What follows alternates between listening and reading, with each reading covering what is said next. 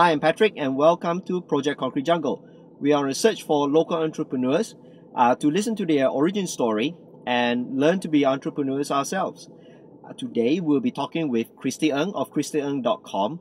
Learn how this 24-year-old with an interest to earn her very first 1,000 ringgit started a online shoe business as a side project, as a side business, and grew to a business with a fan base of over 60,000 Facebook members. This is episode 7, Project Concrete Jungle. Hi Christy, thank you very much for being here with me today to do Project Concrete Jungle.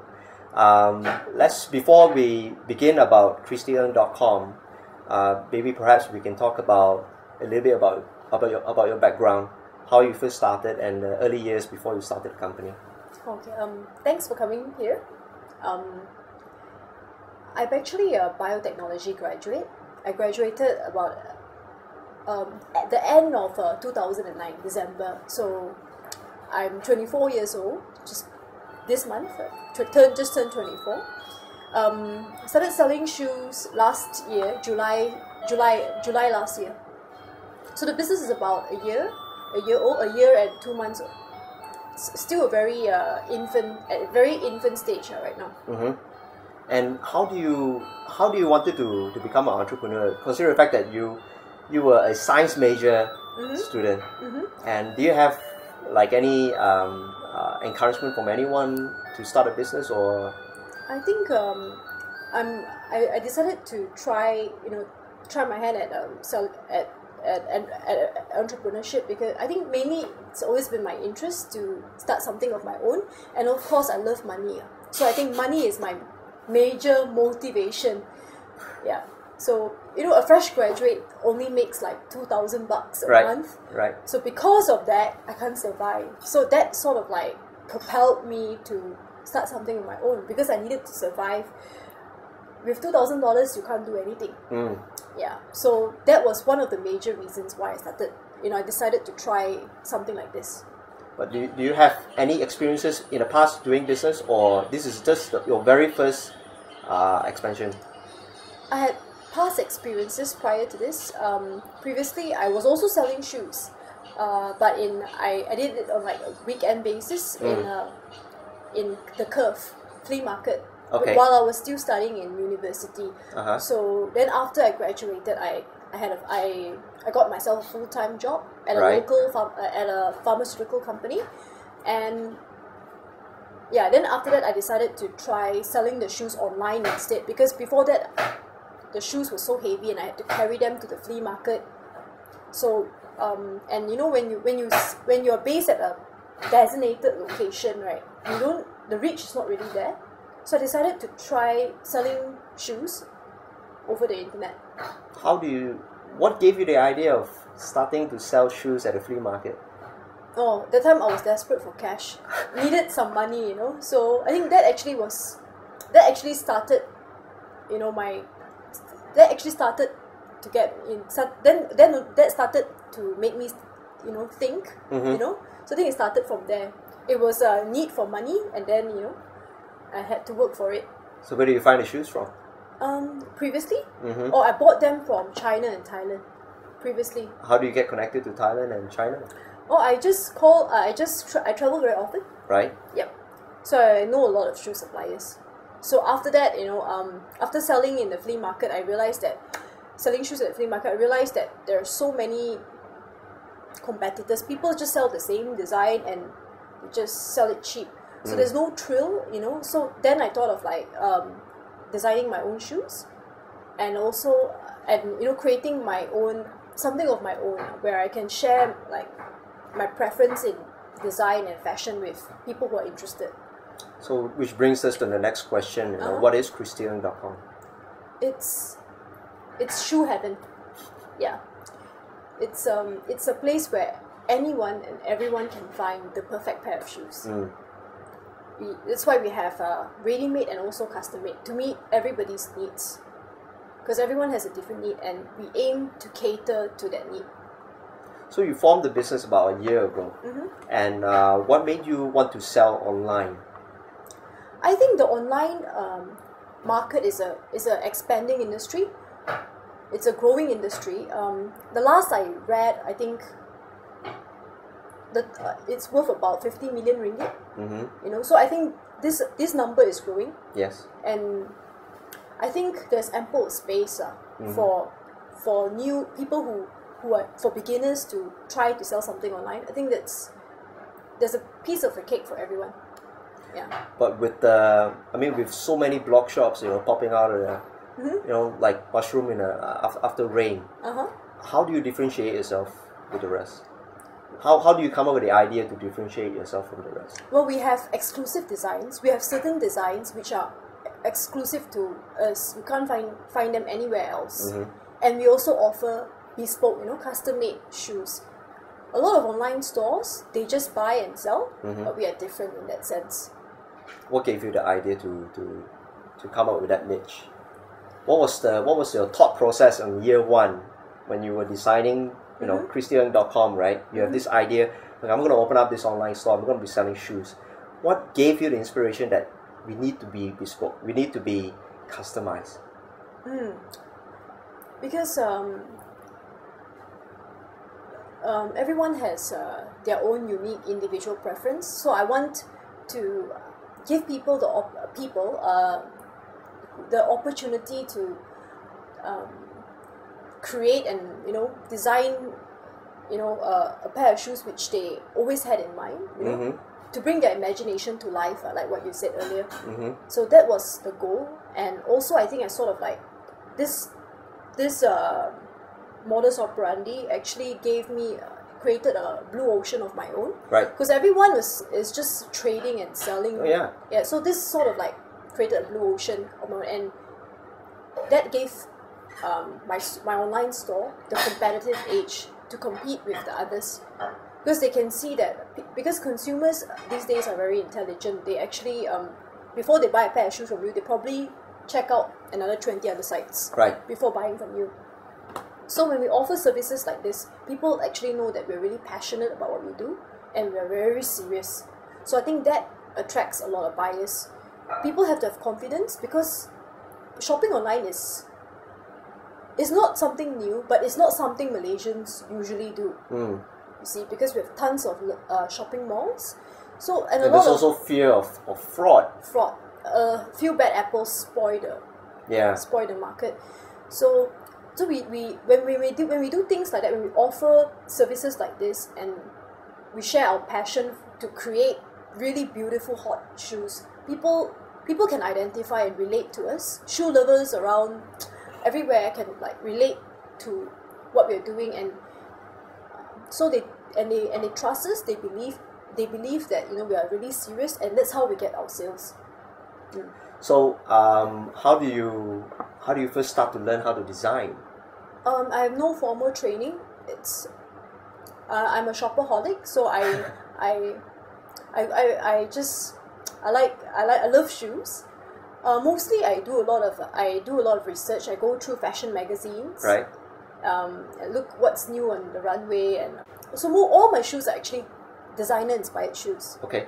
You can see they're all 5-inch. They come with hidden platform, and they're all very low butane. You know, a lot of my designs are inspired by all these top designer brands. So what we're doing here is actually sort of like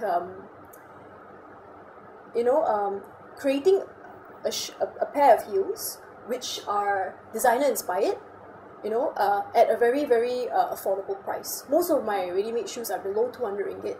And you can have a pair of shoes which look like, like real hot designer inspired shoes, but at a fraction of the price. Because if you buy a pair of Jimmy Choo or Louboutin, it will cost you a couple of thousands. So consumers can actually, have a pair of designer inspired shoes at a fraction of the price. And learning how to design a shoe is one thing. Having that design manufactured, what do you go through during the first year to get that problem resolved? It's a lot of pain, and you will get cheated along the way. It's not easy to, because I'm not a shoemaker, right? And I don't exactly have a lot of knowledge about and the experience in terms of manufacturing. So we resort to a few and then there are always minimum quantities. Oh yeah. See, to sell my shoes at 180 and 190 ringgit, I have to bring down my costs. Right. And this means that I have to mass produce the shoes. So volume is a number game, you know. And the difficulty that I faced was, one design, I have to make at least 100 pairs. And that's if they have trust in you or not, they will, you have to deal with all the shoemakers and the factories. It's very tough. So all these shoemakers, do you source them out of country or do you source them locally? Locally and also overseas. We do a lot of, we have some shoemakers which we do not have, we outsource our shoes, we outsource our shoemaking to some of them. And we also, that was at the beginning. Now we have a small team of staff dedicated to making the shoes that you see. So these are the few group of people that you always go to. Yeah. So they're trusted individuals. Yeah. There's at the beginning. Now we have a small team which help to make our shoes. Was it difficult to find this group? Very tough. And at the beginning I faced a lot of language barrier because all these shoemakers, they can't speak English. Yeah. And they also have a certain technical. Yeah.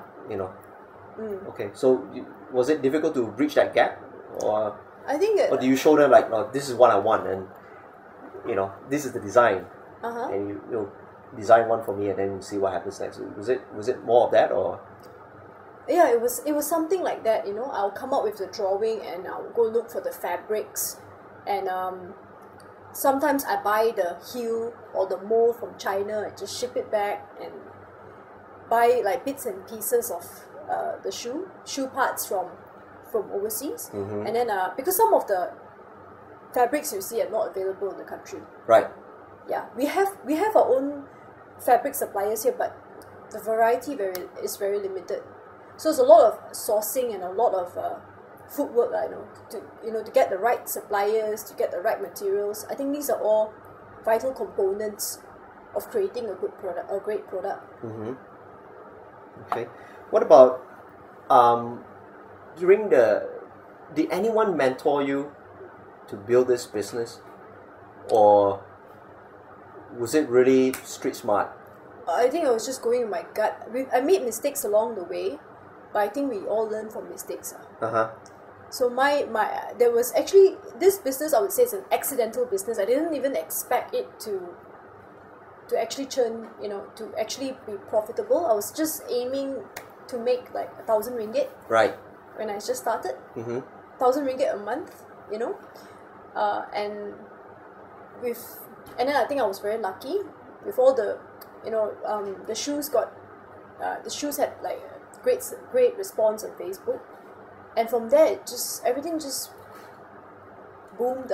I mean, it grew from there. So let me stress a little bit about that. I mean, now you told me that your business has been around for about a year, right? And you have 60,000 Facebook fans. How do you grow to that level? How do you grow from zero on year one and still at the end of year one 60,000? That's a very big gap. What was it that you have done to actually get you really on this tangent and to where you are today? Okay. I think it's a lot of hard work, consistency, and a lot of blood and sweat put into it. I tried promoting my page on various fashion blogs, things like that. But what I can say is, if you have a really, really good product, it will sell itself. Friends will tag their friends. They will introduce your page, share your page with all their friends. So I think that actually helped my membership to grow exponentially. What about price? Now you sell premium shoes, right? We're talking about an average 150 above, right? So I just came back from the BFM breakaway session, and Faisal of Tanamara, he was presenting and was saying that it was during the early days when he was showing his products to pharmacies, and he would stress a price, and they would say very nice, but when he said that it's all made in Malaysia, then they will change the whole perspective of that product to say that it's very expensive. Do you have this sort of problems when you first started? I think to a certain extent, we do face problems like that, but very minimal. Because women most of my customers, they buy based on impulse. Right. They see a design, then they like it, and then they just buy it. So they don't really think where is it made. They wear it and they feel good, they feel comfortable, or they feel they look good and pretty, they just buy. It's quite simple sometimes. Yeah, my customers are like that, most of them. Where the product is made, there are concerns, especially if the product is made in China. A lot of my Muslim customers would be afraid that it's made from the source of the leather. Yeah. Well, but one thing about shoes being made in Malaysia, because Malaysia is known for shoemaking around the world, so it's not that bad if your shoes are made in Malaysia. Yeah. Actually, Malaysia is quite a famous. It's known for shoes because of all our shoe icons here. Yeah. Yeah. Jimmy Choo. So it's not that bad if you say your shoe is made from Malaysia. Because a lot of our local designers who have stores overseas, they have quite a bit of products which are made, fair bit of shoes which are made here in Malaysia. Yeah. Now I also understand that this is more like a part-time job to you. Yep. That you do have a full-time job. How do you juggle between two roles? How do I juggle? Before this, like I said, it was accidental. I thought it would make me an extra $1,000 a month. Right. But based on the response, I feel very encouraged to take this full time. How do I juggle? Sleepless nights. Just wake up. I think a lot. You need to plan and manage your time well. That also means less social life and less going out. But everything comes with a sacrifice. Because the way I see it, you have a very, very extensive operation. I mean, you design all shoes. Do you design all your shoes? Not all. Some we OEM. Right. Yep. Okay. White label. Okay. And at the same time, you also have to dress to your customers. Yep. I also understand from your last interview with BFM, you on average you sell like 300 shoes in a month. Oh, that number has gone up already. Wow. So that itself is quite a task to fulfill. Do you have any help? Yeah, I have a small team of people helping me to do this. I have my mom and a couple of I have a couple of contract workers who come and help me. So when so was your mom hire number one? Oh, definitely everybody use you having your mom help. I mean, you don't have anything to worry about. Right. Yeah. So let's talk about besides your mom, the actual hiring of employee number one. What was the thought process going through your mind when hiring this individual? Was it a difficult decision, or was it just something that you thought, really I needed some help? I don't care how much it costs. I don't care whether I can pay this person or not. You just went ahead and the thing about my business is I hire the employees that I have are both unskilled labor. Right. I have maids to help me. Right. Pack the shoes and things like that, and I also have the contract shoemakers to help me. Oh, okay. Yeah. So there's a lot of phone work, a lot of visit. Sorry. Do you have to visit all these shoemakers, right, to get their designs and everything? Right? Yep. So there's a lot of those interaction, right? Yep. Was it a daunting task? There's a sacrifice. You have to get your hands dirty. If you're not willing to do it, then nothing is free and nothing comes easy. That's true. Yeah. Right, that's the challenge, right? Yep. Okay. What about financially? How do you first start it? I mean, for you to get, I know you wanted to make your first $1,000, right? But how much do you put into the business at the beginning to start up this business? as I said, it was accidental, so I didn't spend more than 20,000. Yeah, at the beginning. How do you get this 20 grand? I think savings. Yeah? Yeah. Was it difficult for you to fork this out? I mean, come on. This is your own hard-earned money. We're talking about 20 grand here. It's not some of the money change. came from Nescafe Kickstart, because I won Nescafe Kickstart before. Wow, lucky you. Yeah, so that was actually part of my capital. Right. And also some of my salary from my day job. Right. Yep. So it was. I mean, you knew exactly what you were doing, and savings and salary and the winnings are from Nescafe Kickstart. But has it ever occurred to you that you could lose this 20 grand? Yeah, but it did occur to me, but there was a risk I was willing to take. It was calculated risk. Mm-hmm. Yeah. Okay, so you just did it. Just did it. I mean, I think if you're young and you don't have a family, you don't have much commitment, just do it. Yeah, that's what I think. And I will encourage people who are young people who are still single, you don't have any family, you don't have much commitment. I think you should, now is a good time to take risks like this. Mm. Yeah. Okay, so I was actually listening to your interview on BFM, just to get some idea exactly, who you are and what your business is all about. Now I understand you want to go global. Can you share a little bit about that, and how far are you from achieving that goal? Oh, we're still very far away, but we're taking baby steps to achieving our goals. Right now we ship to about a couple of countries like Australia, Singapore, Philippines, and the Middle East. Very small group of customers from the Middle East, but most of my customers come from Malaysia and Australia. So all this, reaching to all these countries, is all based on viral. Facebook. One person, social network. Spreading to another person, and yep. so on and so forth.